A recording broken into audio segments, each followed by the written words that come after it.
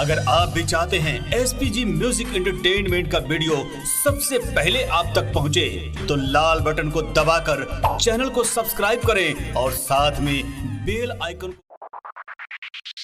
music मन कर जाई नहीं हर सखी सखी सखी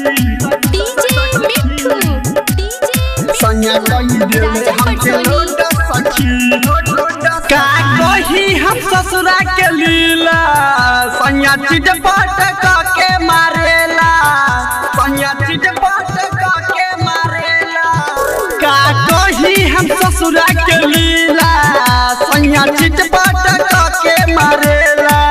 रहे दारू पी के आइल ना सदेले होठल लाली रहे दारू पी के आइल ना सदेले होठल लाली रहे झुंडा सखी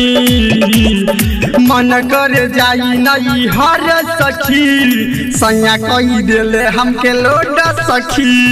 मन कर जाई नहीं हर सखी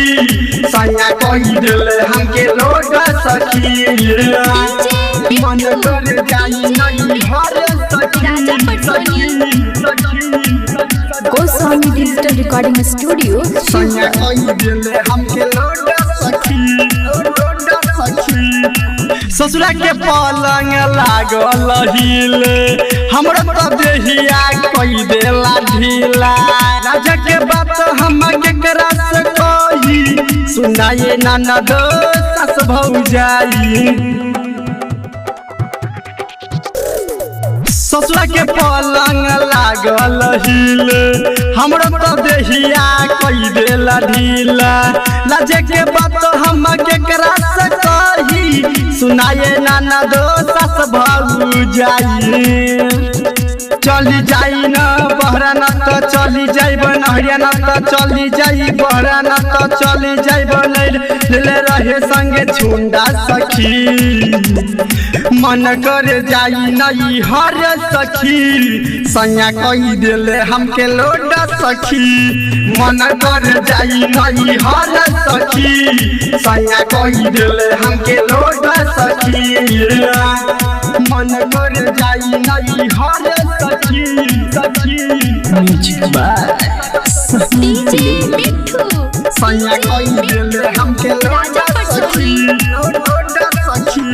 सखी पिया का सहो बुझे न बात हो धके खोलेला चोली के फीता कुना लरिया जो देखले बखेला बिहारी कहिले की खेला हाउ खेला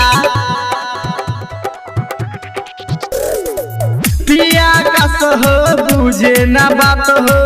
धके खोलेला चोली के फीता